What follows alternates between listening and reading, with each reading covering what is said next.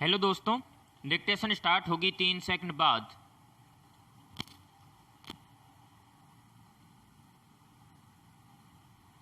Start.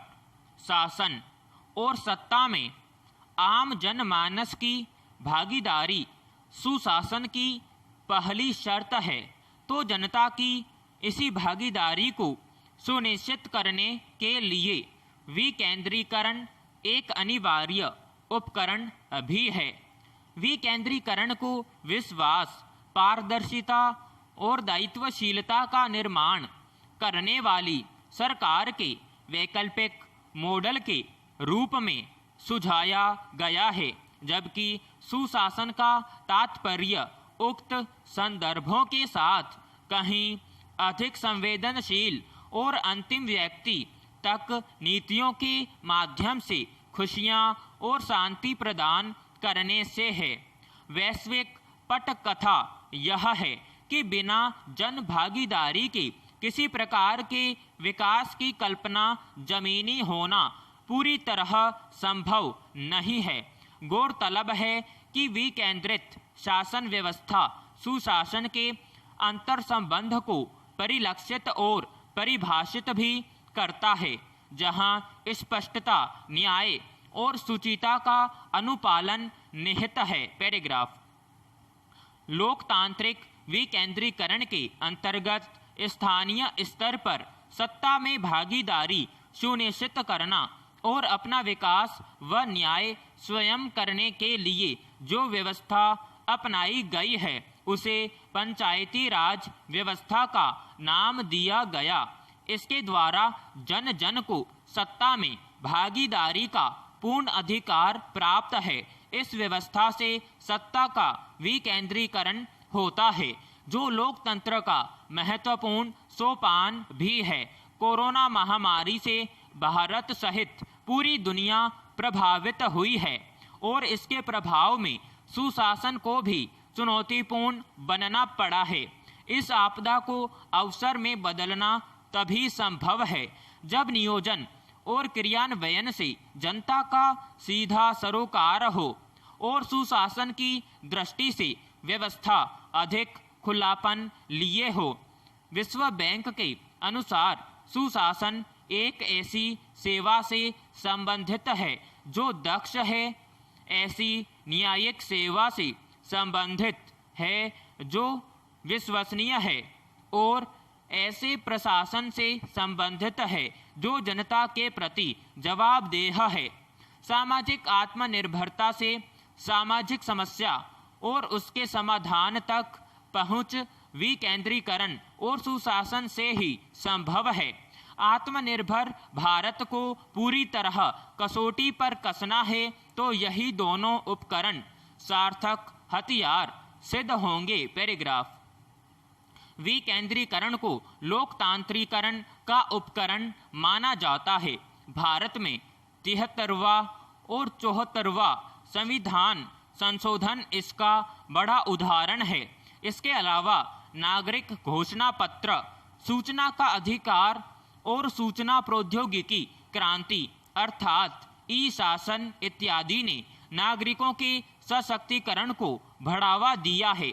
इसके परिणाम स्वरूप प्रशासन और नागरिक अंतर संबंध को बढ़ावा मिला। इनसे प्रशासन अधिक प्रभावी और जनोन्मुखी बना। विकेंद्रीकरण का अभिप्राय अधिकारों को वितरित कर देना है। संविधान की 7वीं अनुसूची में केंद्र और राज्यों के बीच निहित कार्यों का बंटवारा विकेंद्रित भावना के साथ साथ सुशासन की परिपाटी को भी एक समुच्चय देता है। पैराग्राफ।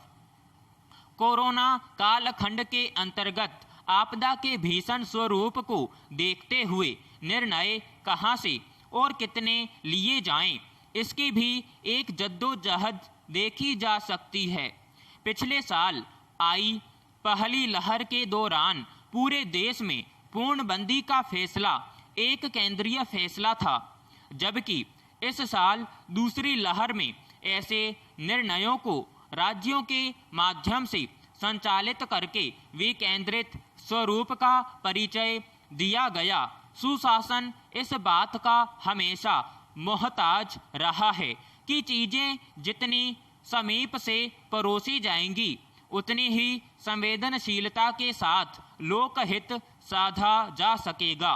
केंद्र का तात्पर्य एक ऐसा दिमाग है जो पूरे देश के लिए अपने हिस्से का मजबूत नियोजन देने के साथ निगरानी कर सकता है, मगर राज्य वे भुजाएं हैं जो सभी तक आवश्यकता की वस्तुएं वितरित कर सकती हैं और अंतिम व्यक्ति तक पहुंचने के लिए इन भुजाओं का मजबूत होना अपरिहार्य है। यही सुशासन और विकेंद्रीकरण का परिलक्षण भी है। पैराग्राफ। दरअसल सुशासन एक ऐसी गतिशील अवधारणा है जिसके तहत सभी के लिए हितकारी कार्य होते हों। अर्थशास्त्र के भीतर कौटिल्य ने जिस शासकीय विचारधारा को प्रस्फुटित किया है वह सुशासन की ही एक धारा है। इसमें विकेंद्रीकरण का निहित अर्थ भी शामिल है। हालांकि उस दौर में सत्ता केंद्रीकरण से युक्त थी, मगर परिप्रेक्ष्य और दृष्टिकोण जनहित की ओर झुके थे। यह मानना चाहिए कि विकेंद्रीकरण से केंद्र सरकारें अस्तित्वहीन नहीं हो जाती, बल्कि राज्यों के साथ मिलकर पूरक भूमिकाएं निभाती हैं।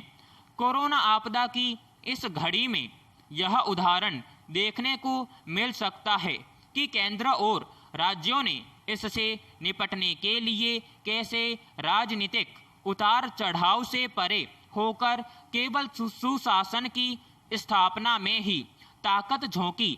विकेंद्रीकरण मौजूदा सांस्कृतिक तत्वों के प्रसंग में भी किया जाना चाहिए। उसे बदलते हुए संबंधों के प्रति संवेदनशील होना चाहिए। जहां पारदर्शिता और खुलापन है और जहां सर्वोदय के साथ अंत्योदय है, वहीं सुशासन की बयार बहती है। इसमें पूरी तरह स्थिरता तभी संभव है जब कर्तव्य के साथ निर्णय और अधिकार इकाइयों में बांट दिया जाता है। बटी हुई इकाइयां विकेंद्रीकरण का उदाहरण हैं, जो जनता के समीप और जन सरोकार से ओतप्रोत मानी जाती हैं। पैराग्राफ। गौरतलब है कि विकेंद्रीकरण सभी का नहीं हो सकता, लेकिन समसामयिक विकास को देखें तो भूमंडलीकरण ने पूरी दुनिया में शासन को रूपांतरित ही नहीं किया, बल्कि सवाल यह भी रहा कि इस रूपांतरण की प्रकृति और मात्रा क्या रही है। इसकी अभी ठीक से पड़ताल नहीं हुई है। भूमंडलीकरण की प्रक्रिया की एक अन्य विशेषता वैश्विक संविधानवाद और नागरिक समाज का भूमंडलीकरण भी रही है। बाल विकास, महिला विकास, मानवाधिकार, जलवायु परिवर्तन जैसे क्षेत्रों में अंतर्राष्ट्रीय कानूनों पर हस्ताक्षर करने वाले देशों को सुशासन के लिए एक संरचना की आवश्यकता रही है। ऐसी आवश्यकताएं केवल केंद्रीय व्यवस्था में स्थापित करना मुश्किल है। ऐसे में विकेंद्रीकरण समय की जरूरत बना। पैराग्राफ। अच्छे शासन की कल्पना वर्ष 1991 में उदारीकरण के बाद प्रस्फुटित हुई। तब से अनेक सरकारें आई और गईं, साथ ही उदारीकरण का वृक्ष न केवल बड़ा हुआ बल्कि भारी भी हो गया। पर साथ चलने वाला अच्छा शासन जनमानस के हिसाब से गणना में कहीं पीछे रह गया। साल 1952 में सामुदायिक विकास कार्यक्रम एक ऐसे विकेंद्रित विकास की पहल थी जो ग्रामीण विकास की अवधारणा से ओतप्रोत था, मगर बुनियादी विकास के अभाव में उस समय गांवों तक इसकी पहुंच मुमकिन नहीं हो पाई। हालांकि इस हेतु 1953 में राष्ट्रीय प्रसार सेवा भी शुरू की गई, मगर यह धरातल पर उतरने से पहले धराशायी हो गई। इसकी पड़ताल के लिए बलवंत राय मेहता समिति भी बनी थी।